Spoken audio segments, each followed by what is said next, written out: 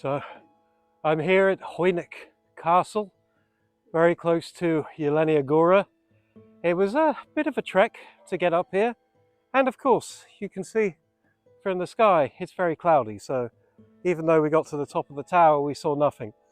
This is a really cool castle, you know, up in the mountains, so it's a lot of fun to explore. I'm going to try and give you a bit of history about the castle so you know what it is, but it's like 13th century. It was originally a hunting lodge, and then they built it into these fortifications here. So we're going to explore the grounds, show you what there is to see. It's definitely a worthy addition to my castles list. Dzień dobry and welcome to A Brit in Poland.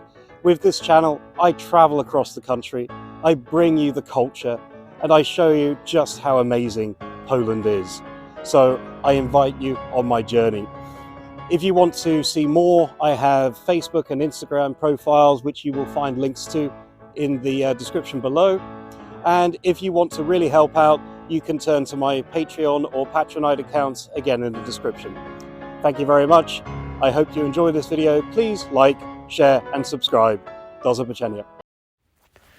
So we are in Lower Silesia, one of my favourite regions, I have to admit.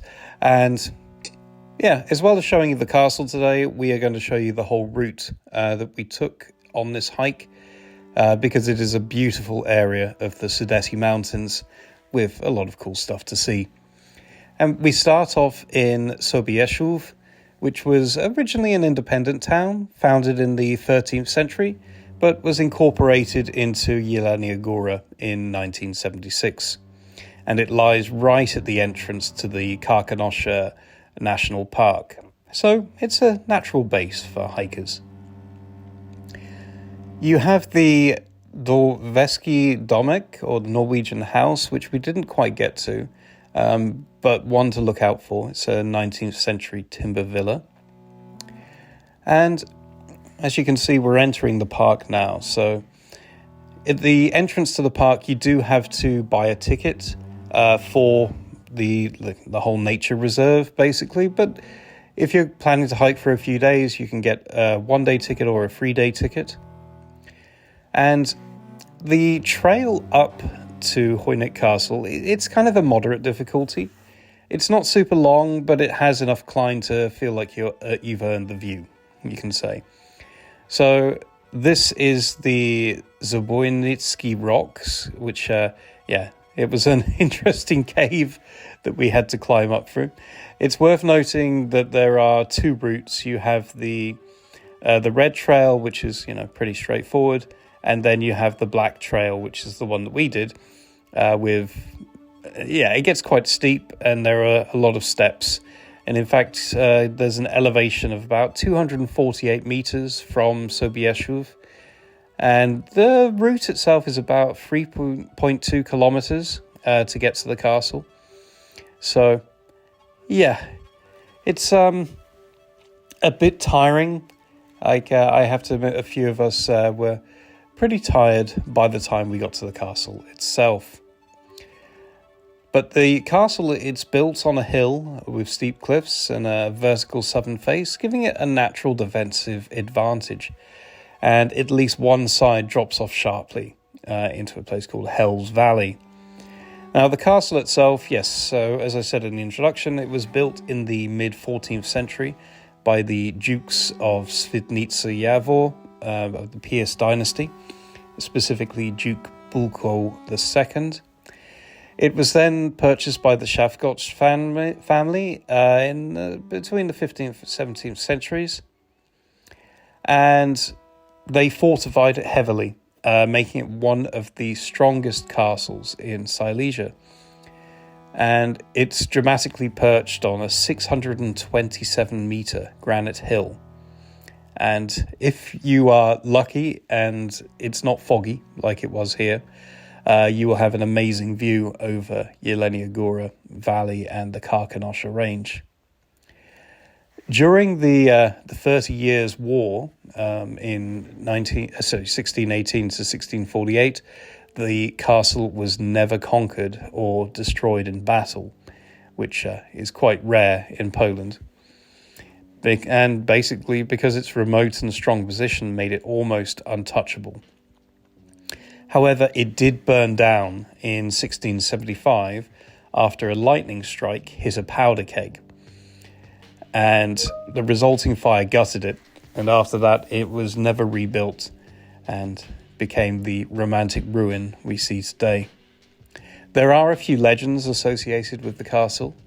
So you have the legend of Princess Kunegunda, and she promised to marry any knight who could ride around the castle's defensive walls on horseback. Many died trying the dangerous feat, but eventually a brave knight did succeed. However, he rejected her for her cruelty. Stricken with shame, she threw herself from the castle walls, and it is said that her soul didn't vanish entirely, but wanders the cliffs.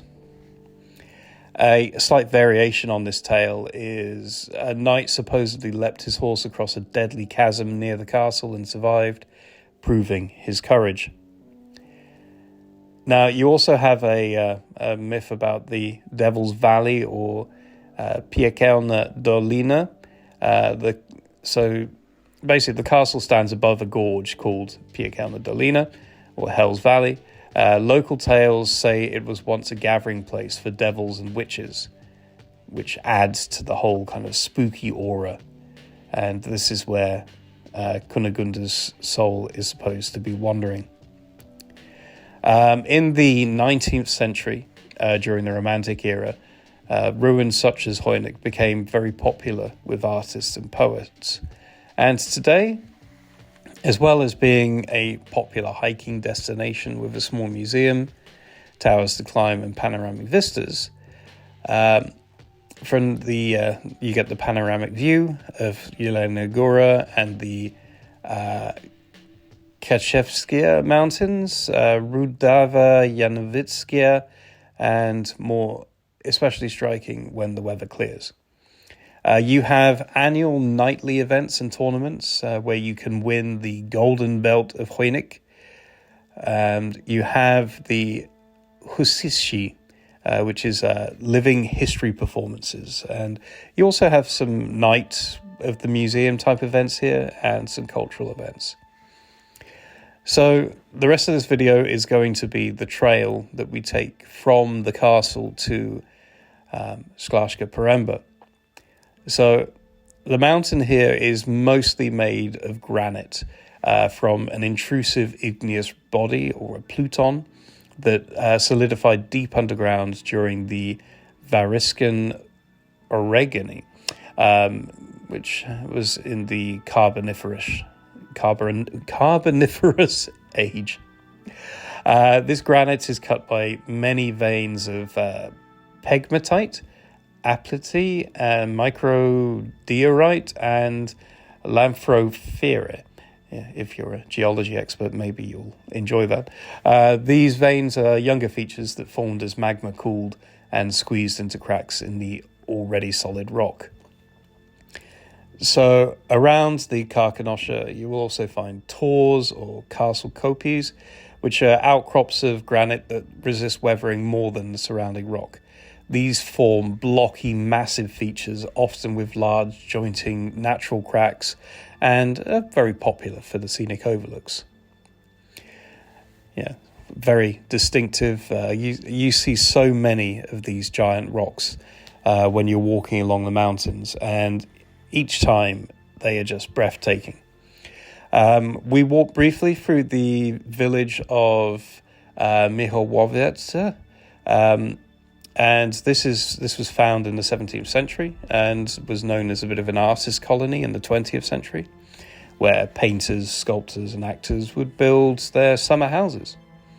Today it has a quirky bohemian atmosphere with wooden villas, workshops and little cultural corners. And we're heading up to Złoty Widok, and you have several Złoty Widoks in the area. It basically translates to golden view. So this is perched on a granite cliff above the Kamienna River Valley, offering breathtaking views of the Shrenica Peak, the Śnieżne Kotly glacial cirques, and the Karkonosze ridgeline. And again, popular with painters, poets and romantics. It's part of the romantic landscape tradition of the region.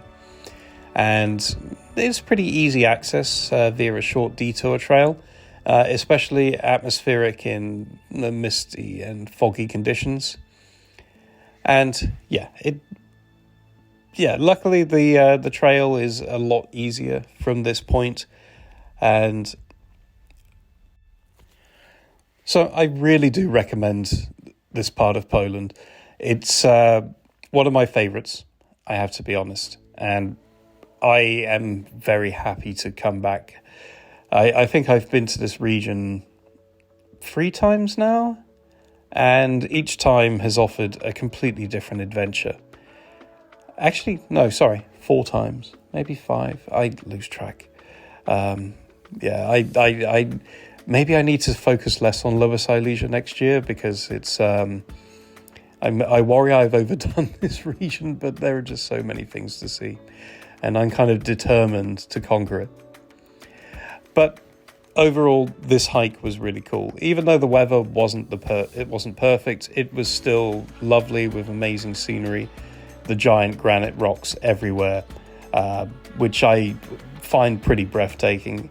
You know, occasionally you get some more adventurous souls who are climbing these things with the right equipment. Of course, I sincerely don't recommend you do that if you don't know what you're doing. But this last little trail along the river was just a lot calmer, thankfully. So for tired legs, it was a bit more relaxing. There is a cool waterfall here, but we will come back to that in the next video.